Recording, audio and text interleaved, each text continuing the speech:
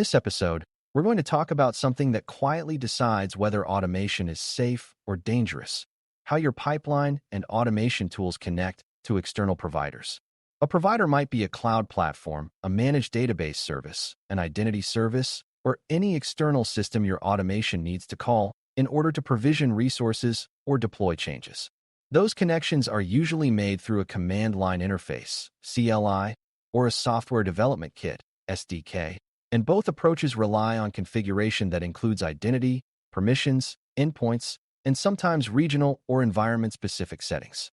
Beginners often assume the connection is either configured or not configured, but operators know the real risk is misconfiguration that still works, because it can quietly grant too much access, target the wrong environment, or leak credentials. Securing provider connections is about making identity explicit, keeping permissions narrow, handling credentials safely, and ensuring the tooling behaves predictably across environments. When you understand these principles, you can read a pipeline and reason about whether its provider connections are a well-controlled interface or a hidden backdoor. Before we continue, a quick note. This audio course is a companion to our course companion books. The first book is about the exam and provides detailed information on how to pass it best.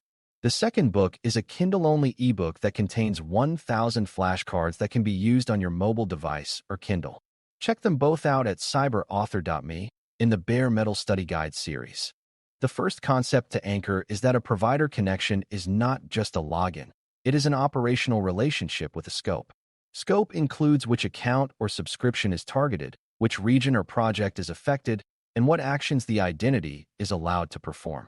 If scope is ambiguous, the automation may run successfully while doing the wrong thing, such as provisioning resources in the wrong place or modifying production when you intended to modify a test environment. Operators prevent this by making scope explicit in configuration and by designing workflows that validate scope before performing high-impact actions. A beginner misunderstanding is to treat default settings as harmless, but defaults can point to whatever environment was last used, and automation should never depend on human memory of last-used context. Reliable, secure automation explicitly selects the provider context each time it runs. This is the difference between a controlled operation and a lucky accident. When scope is explicit, troubleshooting becomes faster too, because you can explain exactly where the automation acted. Identity is the next critical layer, because the provider needs to know who is making the request. In automation, identities should usually be machine identities rather than human accounts, because human accounts are tied to people, change frequently, and often carry broad permissions accumulated over time. Machine identities can be scoped tightly to the workflow they serve, and they can be rotated and revoked without disrupting a person's ability to work. Operators also prefer identities that support short-lived credentials, because short-lived credentials reduce the damage of leaks. The concept to remember is that authentication proves who you are, but it does not prove you should be allowed to do anything in particular. This is why identity and authorization must be treated separately. A pipeline that authenticates successfully can still be dangerously overprivileged, and that danger shows up only when a mistake or compromise occurs. Securing provider connections begins by choosing the right identity type for automation and by treating that identity as a controlled asset. Authorization and least privilege are where provider connections become truly secure, because they define what the authenticated identity can do. Least privilege means the identity has only the permissions needed for its job, no more, and this matters because provider APIs can control powerful actions. If an automation identity can create resources, modify network rules, and access sensitive data, then a compromised pipeline becomes a platform-wide compromise. Operators avoid this by separating identities by environment and by function, such as using distinct identities for building, provisioning, and deploying, each with narrow permissions. They also prefer to restrict high-impact permissions to workflows that have additional gating, such as manual approvals or trusted branch requirements. Beginners sometimes think broad permissions make automation more reliable, but broad permissions mostly make mistakes more expensive. Reliability comes from correct configuration and stable workflows, not from unlimited access. When the identity is narrowly authorized, blast radius shrinks dramatically. Now consider how CLI configuration can influence security, because CLI tools often rely on local state, cache sessions, and configuration files that persist across runs. That persistence is convenient for humans, but risky for automation if the pipeline inherits a prior context accidentally. Operators therefore treat automation CLI usage as ephemeral, meaning configuration should be set explicitly for the run and should not depend on prior cache state. They also avoid mixing multiple provider contexts in the same runtime environment unless there is clear separation, because context switching errors are common. Another risk is that CLI tools can be verbose, printing environment details and sometimes sensitive values into logs if not handled carefully. Good practice is to keep output controlled, mask sensitive data, and ensure logs remain useful without leaking secrets. A beginner might focus only on whether the command succeeds, but operators focus on what state was created or changed during the run and what evidence remains. Securing CLI connections is therefore both about credential handling and about preventing context drift across runs. SDK best practices share many of the same security goals but introduce different risks because SDK usage is embedded in code rather than in command invocations. In an SDK, you often configure credentials and endpoints through environment settings or configuration objects, and those settings can be reused across multiple calls. The main advantage is that SDKs can provide more structured error handling, more predictable request composition, and easier integration with application logic. The risk is that credentials can become embedded in code paths or configuration structures that are accidentally checked into repositories, logged, or passed between components. Operators therefore treat SDK configuration as a separate, controlled layer, usually injected at runtime through secure channels rather than hard-coded. Another important SDK practice is to handle errors explicitly, because silent retries or ignored exceptions can create partial failures that are hard to diagnose. A beginner might assume the SDK will do the right thing automatically, but operators assume the SDK is a tool that needs careful configuration and clear assumptions. Secure SDK usage is about controlling what the code can access and making access patterns observable and auditable. One of the most important shared practices across CLI and SDK approaches is using short-lived credentials and rotation-friendly mechanisms. Long-lived credentials are dangerous because they persist across time and are more likely to leak, and if they leak, they remain usable until manually rotated. Short-lived credentials reduce that risk because their usefulness decays quickly and rotation becomes the normal behavior rather than an emergency event. Operators also like mechanisms that support revocation because revocation is how you shut down compromised access quickly.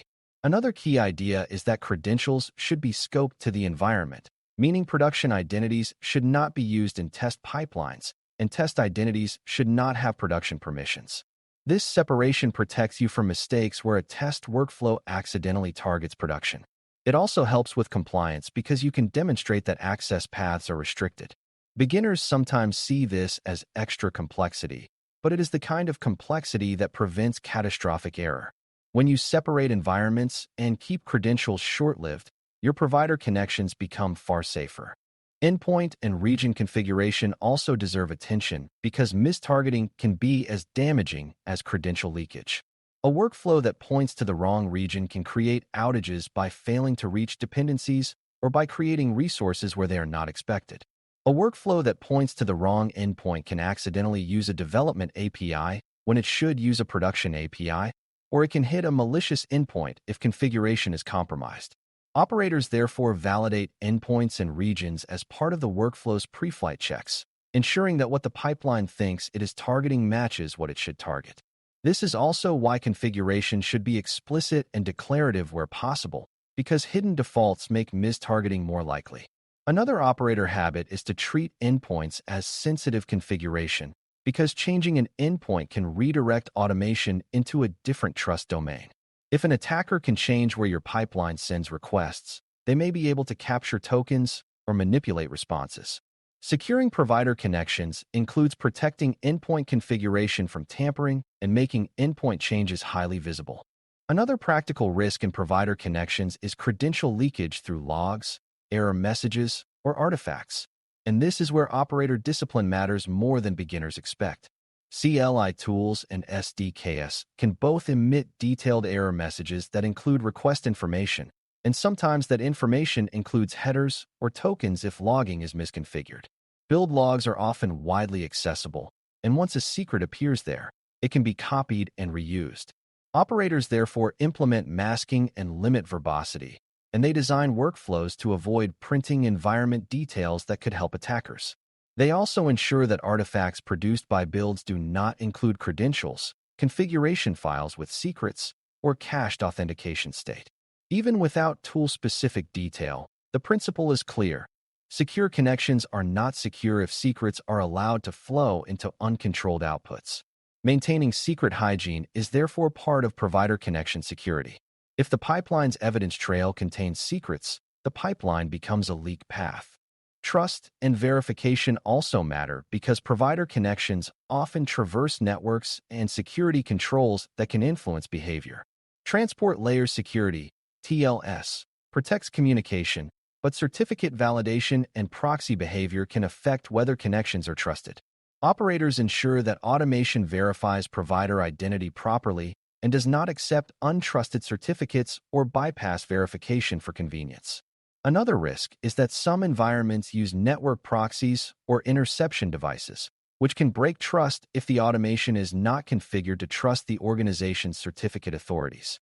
The right response is not to disable verification, but to align trust configuration properly so secure connections remain secure.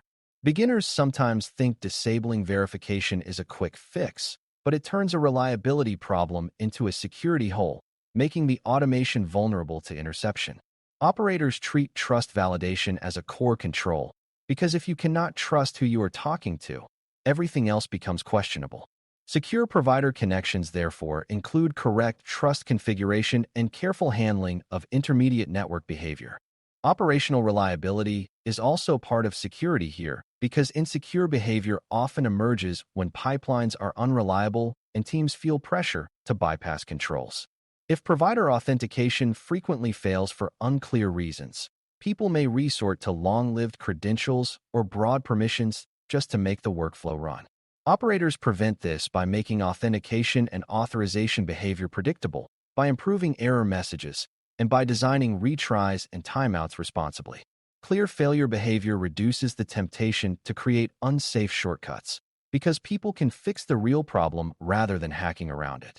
Another reliability practice is to keep configuration consistent across environments so that a workflow that works in testing behaves similarly in production, with differences being intentional and clearly scoped. Consistency reduces surprise, and surprise is what leads to panic changes. When secure practices align with reliable practices, teams can move fast without sacrificing control. That alignment is one of the most important outcomes of good provider connection design.